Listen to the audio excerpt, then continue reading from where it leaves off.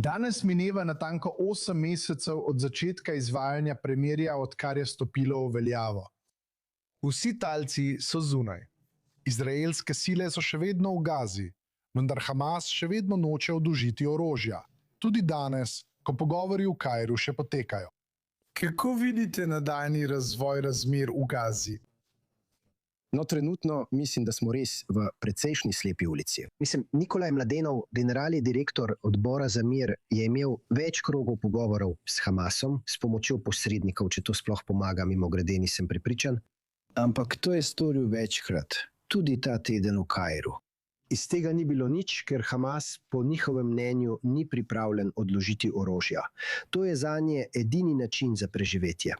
Veš, kot je Max Weber rekel pred leti in leti prejšnje stoletje, monopol nad nasiljem. Če nimaš orožja, ne boš mogel nadzorovati dogajanja v Gazi. In kot še enkrat islamska odporniška organizacija, vse se znova poveže, veš, vse točke so povezane.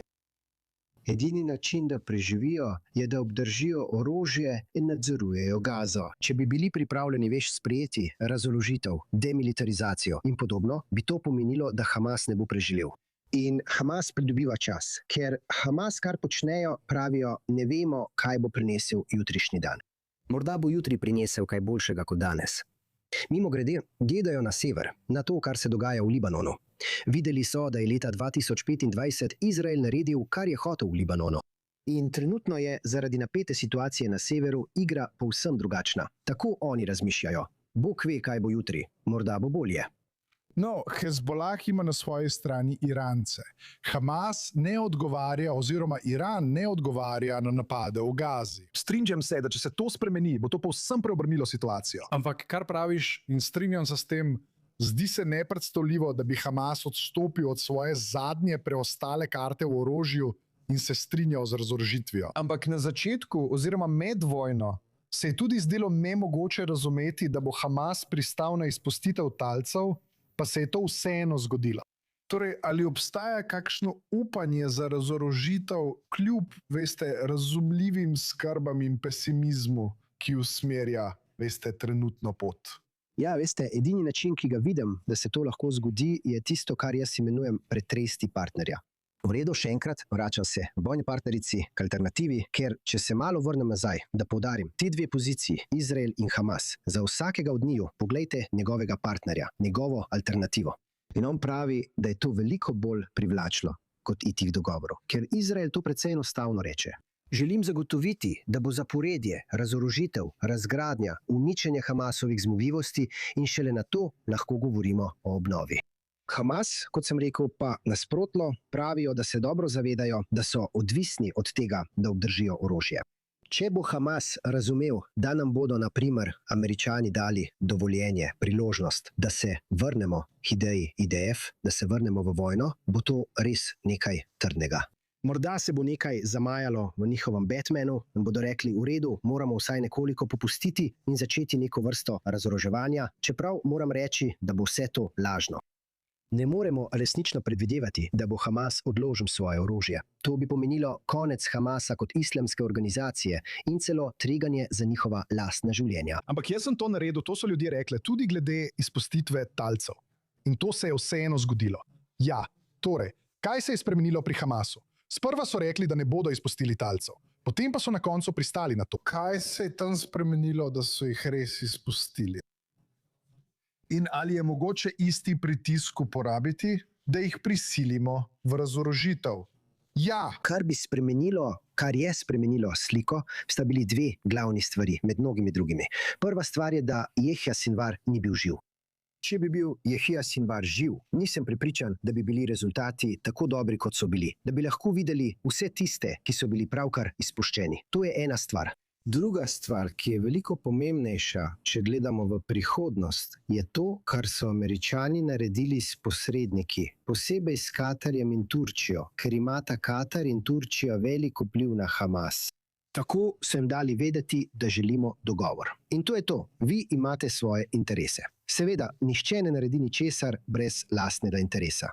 Ampak, ko so posredniki razumeli svoje interese, je bilo to nekaj drugega.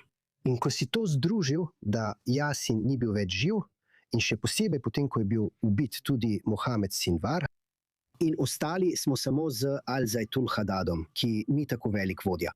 V teh okoliščinah je bilo veliko lažje doseči ta dogovor. Strinjam se z vami, da je ključ do pritiska na Hamas v Dohi in Ankari, vendar tega pritiska niso izvajali skozi celoten proces. To je pa šlo veliko kasneje.